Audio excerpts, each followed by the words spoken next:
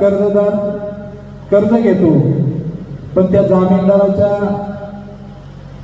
इस्टेटीवरती बोजा चढला जातो आणि अनेक जामीनदार त्या ठिकाणी संस्थेकडे थोडक्यात भांडायला येतात की आमच्या याच्यावर बोजा चढवला, तुम्ही त्याची निलाव करा.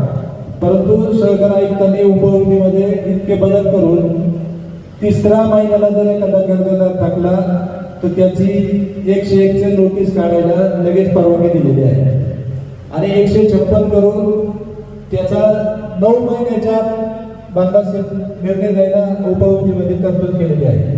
त्याच्यामुळं ज्या थकबाकी होत आहे, म्हणजे मी आपल्या सायकलबाबत संस्थेतच नाही सांगत, पण आपल्या जुन्नर तालुक्यामध्ये आणि त्याच्यात पुणे जिल्ह्यामध्ये सहकार हा एक चांगल्या प्रकारे चालू आहे. आपल्याकडे आळुकीतील आपली शाखा या नगर जिल्ह्यामध्ये आपण रोज पाहतोय, त्या ठिकाणी काय घडतंय, परंतु आपल्या तालुक्यामध्ये आपल्या जिल्ह्यामध्ये अतिशय चांगल्या प्रकारे सहकारी संस्था चालू आहे.